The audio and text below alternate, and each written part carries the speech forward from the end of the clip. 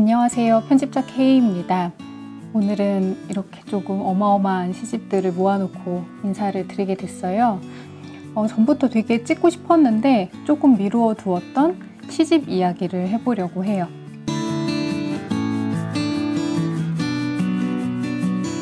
네, 먼저 제가 최근에 만든 시집인데요.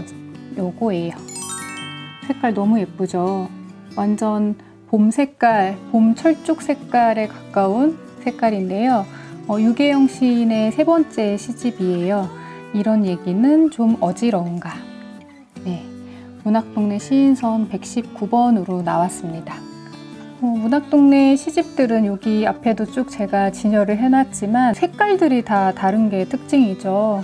저한테 종종 인스타그램이나 등등으로 질문을 하세요. 문학동네 시집들은 이 색깔들이 어떻게 결정되는지 궁금하다. 문학동네 시인선은 1번부터 지금까지 계속 수류산방이라는 출판사에서 디자인을 해주고 계시거든요. 그래서 그 수류산방에 저희가 방장님이라고 부르는데 박상일 방장님께 시집 원고를 PDF로 보내드려요.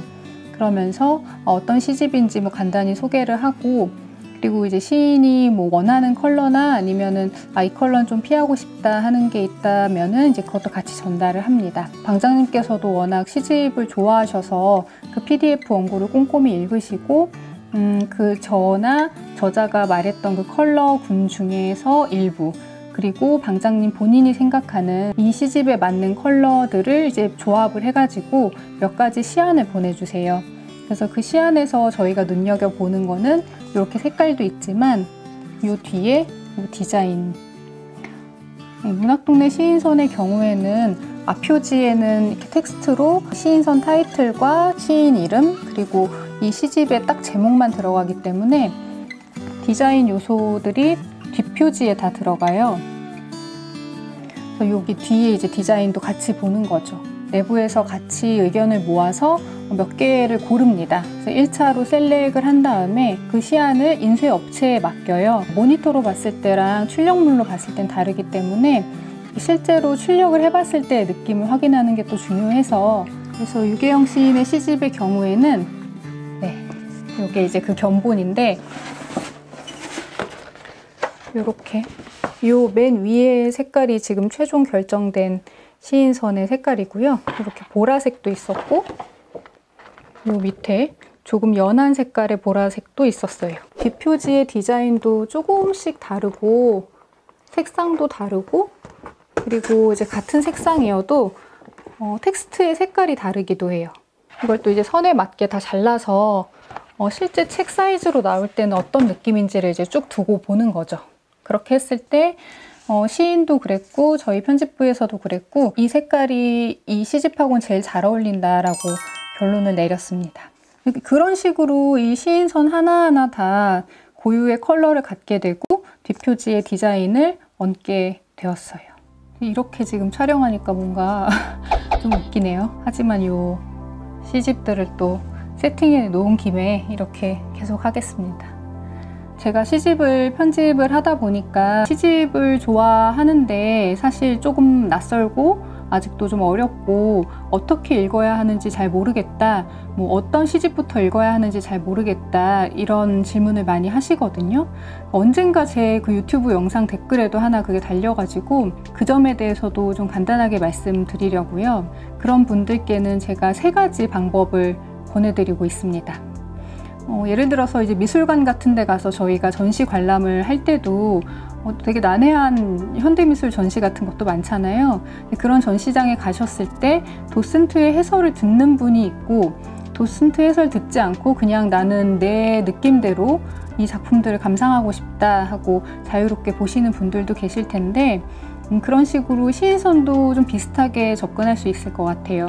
내가 만약에 어떤 도슨트의 설명 없이 나만의 방식으로 감상하고 싶다 하는 타입이시라면은 우선 시집 하나하나를 좀 직접 마주하시는 게 필요하겠죠.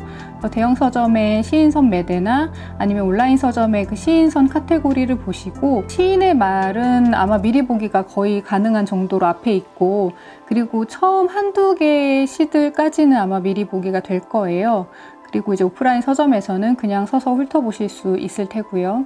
이게 잘 이해가 간다 안 간다를 떠나서 내가 그냥 느끼기에 뭔가 느낌이 좋은데 잘 이해는 안 가지만 느낌이 좋은 것 같아 라고 생각되는 시집이 있다면 그 시집에서 시작하시는 걸 추천을 해드려요. 제가 생각했을 때 시집을 이제 가까이 하고 읽어 나가는데 중요한 것은 우리가 이제 정규 교육을 받았을 때의 기억을 거슬러 올라가서 그때처럼 한 편 한 편 해석하거나 뭐 이해하려고 하지 않는 게 가장 중요한 것 같거든요. 그래서 시인의 말이나 앞에 시 한두 편의 그 느낌만 보고도 선택을 하실 수 있다라는 점을 꼭 말씀을 드리고 싶어요. 그렇게 책 앞부분을 조금 읽었을 때 오는 느낌이 좋다는 것이 충분히 그 시집을 시작할 만한 이유가 되거든요. 그리고 이제 두 번째로 나는 그런 전시회에 가면은 도슨트의 설명을 좀 듣고 싶어.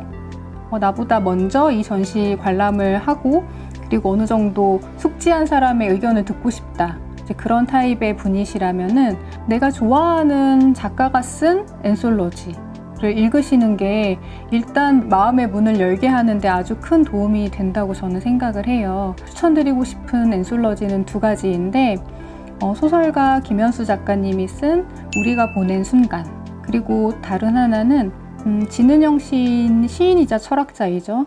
진은영 시인이 쓴 엔솔로지인데 제목이 시시하다예요. 그래서 그 두 권을 권해드리고 싶어요. 김현수 작가님의 우리가 보낸 순간은 부회사에서 제가 편집했던 책인데 꼭 제가 편집해서가 아니라 저도 그 책을 만들면서 제가 몰랐던 좋은 시를 굉장히 많이 발견을 했었기 때문에 그만큼 또 믿고 권해드릴 수가 있는 책이고요. 그 책에는 주로 한국의 현대시가 실려 있어요.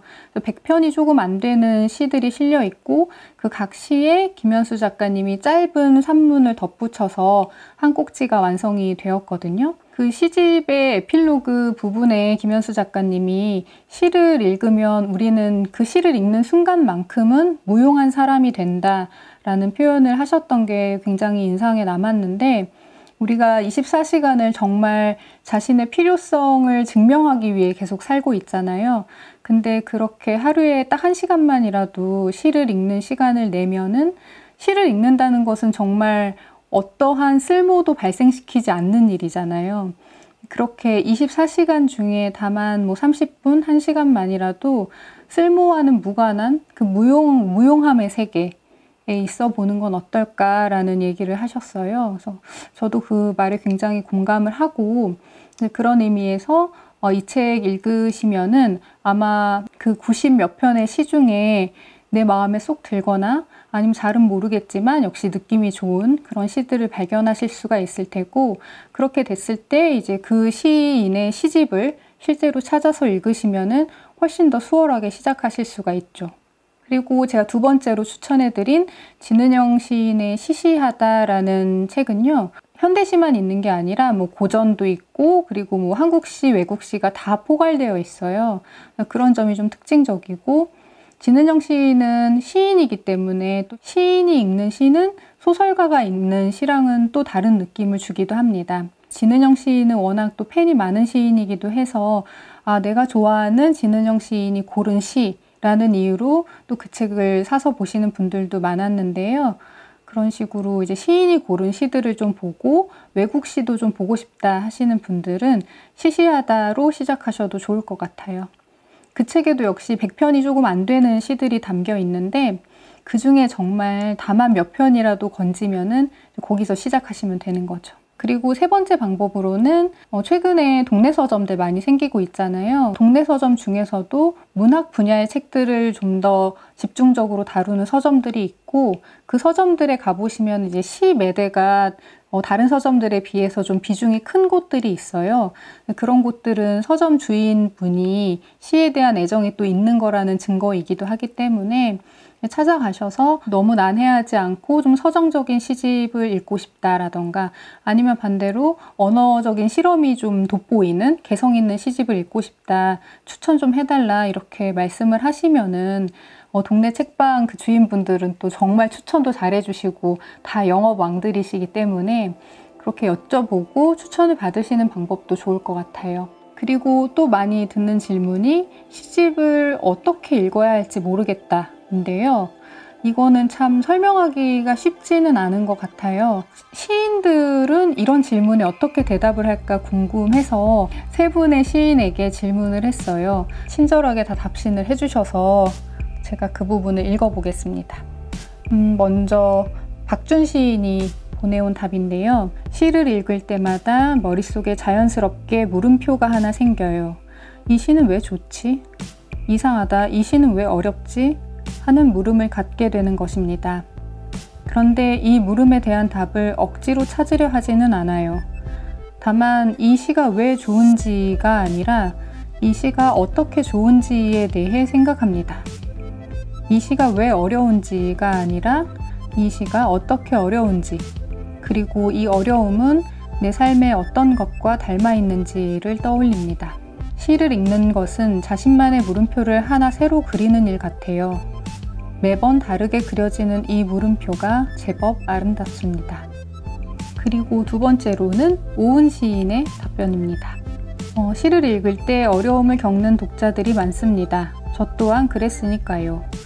어느 순간 내가 시를 분석하고 있구나, 한 행 한 행 의미를 파악하려 애쓰고 있구나 하는 생각이 들었습니다. 다른 사람이 쓴 글을 완벽하게 이해하는 것은 불가능한데 저는 교과서에서 배운 대로 수사법을 따지고 상징을 찾아내려고 했던 것입니다. 그냥 단어를 단어로, 문장을 문장으로, 시를 시로 받아들이면 되었을 텐데 그때부터 마음을 편히 갖고 시를 대하게 되었습니다.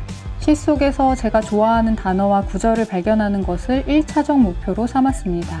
시의 주제를 파악하고 밑줄 그은 단어가 의미하는 바를 기술해야 하는 시험 문제는 더 이상 풀 필요가 없으니까요. 마음을 가볍게 가지니 그때부터 시가 더 잘 읽히기 시작했습니다. 두 번, 세 번 읽으니 처음에는 안 보이던 문장도 눈에 들어왔습니다. 시의 주인공을 따라 문장과 문장 사이를 거니는 여유도 부리게 되었습니다. 그게 제가 시를 읽고 사랑하는 방식, 나아가 시들이 모인 집, 그러니까 시집의 예의를 표하는 방식입니다. 이런 식으로 오은 시인은 시에 대한 어떤 강박관념을 좀 버리고 시를 이해하려고 너무 애쓰지 않고 마음에 드는 단어와 마음에 드는 구절을 찾는 데서부터 시작했다고 하네요. 그리고 마지막으로는 박연준 시인의 코멘트입니다.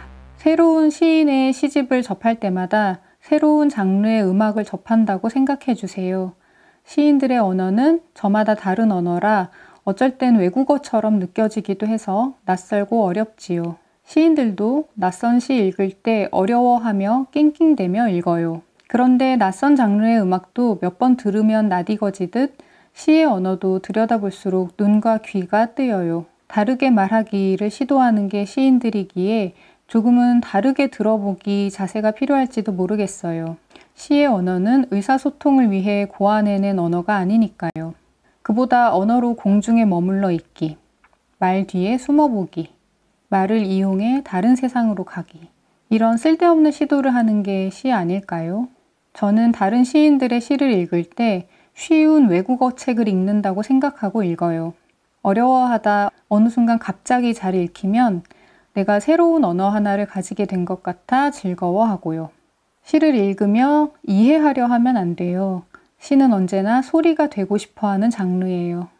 소리내서 읽어보고 소리가 좋다. 소리를 내어보니 마음이 슬프네. 이런 마음이 든다면 굿잡. 굿잡이라고 진짜 적어주셨어요. 처음이라면 무조건 소리를 내서 읽어보라고 말씀드리고 싶어요.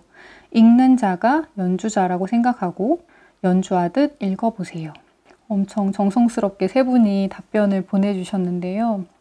저는 박연준 시인이 방금 말씀하신 것처럼 외국어를 배우듯이 생각해보면 어떻겠냐, 이 부분이 되게 신선했어요. 시라는 것은 그 소설의 언어와는 달라서 어떤 스토리를 따라가거나 사건을 설명하거나 그러려고 만들어진 언어가 아니기 때문에 우리가 시를 읽었을 때 낯설고 어려운 것은 너무 당연한 거고, 우리가 마치 외국어를 처음에 배울 때도 어렵듯이 낯선 언어를 마주할 때의 느낌과 비슷하다는 거죠.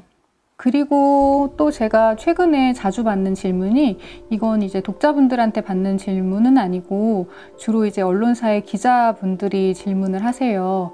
최근에 SNS를 통해서 시집들이 많이 홍보가 되고 식구들이 많이 리트윗도 되고 하고 있는데, SNS에서 시가 소비되는 방식에 대해서 어떻게 생각하냐, 이런 질문을 제가 시집 편집자기도 하니까 종종 물으시거든요. 시의 일부분, 좋은 일부분만 읽는 것도 물론 그 시를 읽는 재미 중에 하나이긴 한데, 그렇게 일부를 읽고서 이 시의 전문이 궁금해지신 어떤 분들은 시의 또 전문을 찾아 읽으시겠죠.